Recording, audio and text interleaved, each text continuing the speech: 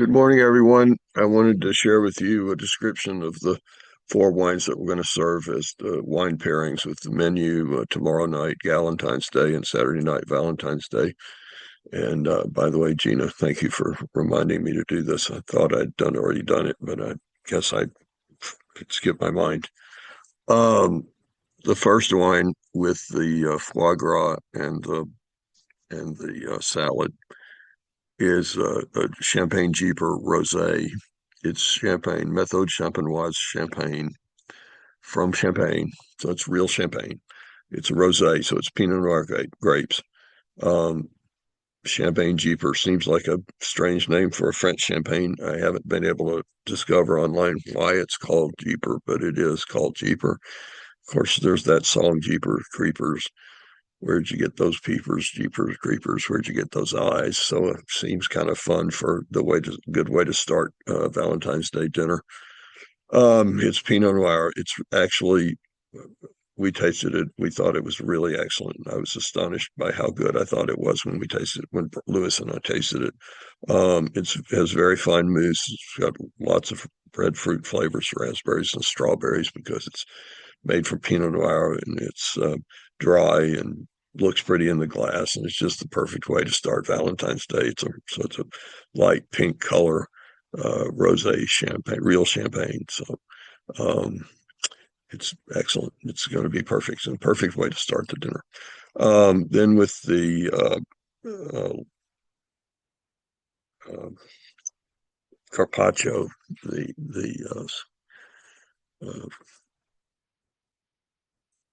like octopus carpaccio. Sorry, with the octopus carpaccio, we're going to serve the Montmarsan Saint-Amour, and this is Saint-Amour means Saint Love in French. So seems like the perfect wine, one of the perfect wines, another perfect wine to serve with Valentine's Day dinner.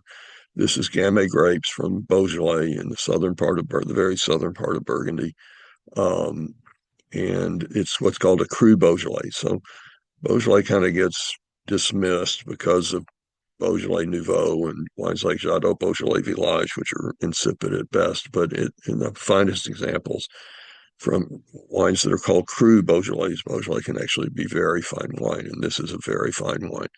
The cru Beaujolais refers to wines from 10 communes in Beaujolais where the conditions, the terroir, is significantly better for the growing of the grapes, enough better for the growing of the grapes that the nomenclature is allowed to, that wine is allowed to be named for that village. There are 10 of those villages. Um, we have a couple of them on our wine list.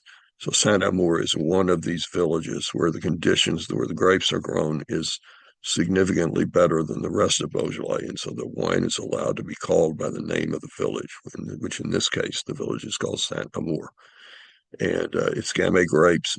It's fairly light bodied. It's light red in color, kind of light ruby red in color. It's like kind of like a slightly lighter version of Pinot Noir with more minerality. And so it's the fruits are raspberries and strawberries. Um, it's really soft and on the palate. There's no oak. It's not terribly tannic or almost not tannic at all. And it'll be delightful with the carpaccio, the octopus carpaccio. Um, so that's the next one. And then with the choice of um, the Wagyu or the monkfish, we're going to serve the Joli Chav Côte du Rhone Moncoeur, which we serve every night by the glass. Moncoeur refers to in French is my heart, or but it also it more means my love. So it's perfect wine to serve on Valentine's Day and Galentine's Day. Of course, it's medium bodied, it's dry, it's earthy, somewhat rustic. Jolly Chav is regarded as one of the greatest winemakers in the world. Actually, Wine Spectator said a few years ago that he was the greatest winemaker in the world. So this is a very, very high quality, really wonderful wine that we serve every night, and people love it when we serve it. Um, Then with dessert, the choice of the chocolate mousse, the really, really beautiful chocolate mousse that Precious has made, and the macaroon. We're going to serve the Broadbent Auction Reserve Port. Hopefully, you know this also because we serve it every night. Of course, it's made by Bartholomew Broadbent, and it's called Auction Reserve because as an homage to his father, who was the first wine auctioneer in the world, one of the most revered people in the world of wine for decades. He wrote one of the most important books on wine, the Great Vintage Wine Book. So this is predominantly it's grapes grown in the Douro Valley in Portugal. The Douro in Portugal is very hot there, so the grapes are really ripe and really rich, and the wine is fortified. So when the wine, so as you know, fermentation is yeast eating sugar, creating alcohol and carbon dioxide. So as the yeast eats the sugar, the wine gets drier. And when it gets to the point that it's as dry as they want it to be, they add brandy to the fermenting must, which raises the alcohol level to the point that the yeast cells die and the fermentation stops. So the wine is that sweet. It's the auction reserve port is intended to be vintage vintage port quality wine at a much more affordable price. And it really pulls that off. It's wonderful wine, and very affordable. The grapes are predominantly Touriga Nacional. There's also Tinta Ruiz, Tinta Cal, Sozal, and Bastardo. But most importantly, it's Tinta is Touriga Nacional is the most important grape.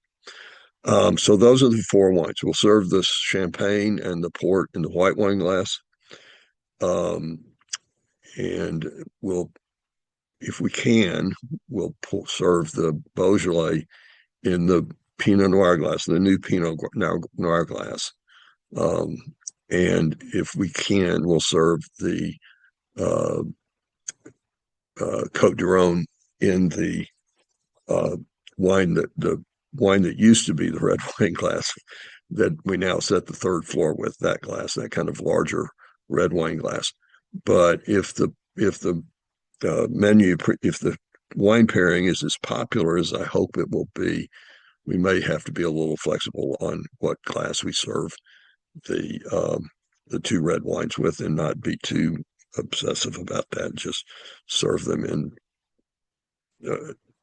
We may have to use the regular red wine glass for some, and just we'll just make that work however we need to. But ideally, the Beaujolais will be served in the Pinot Noir glass and the Cote du Rhone in the old red wine glass.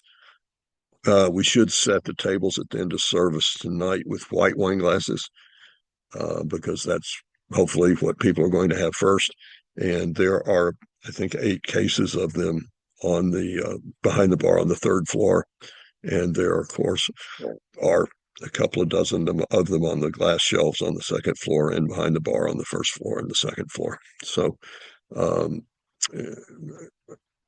that we should, at the end of service tonight, set the tables with the white wine glass so that when people order the wine pairing, we can just go and pour it. So we'll pour the wine at the table. So if they order the wine pairing, you'll pour the champagne. Before the carpaccio is served, you'll bring the Pinot Noir glass to the table and pour the Beaujolais. And then before the Wagyu or monkfish is served, you'll bring a glass and pour the Cote du Rhone. And then before the dessert is served, you'll bring a glass and pour the port.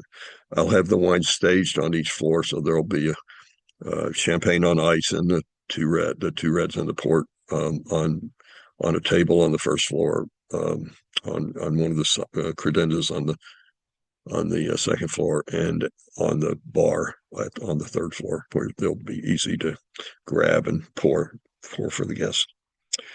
It's going to be fun. We have enough of the wines to serve 80 people. So if we serve, hopefully we will serve 80 people the wine pairing tomorrow night and Saturday night.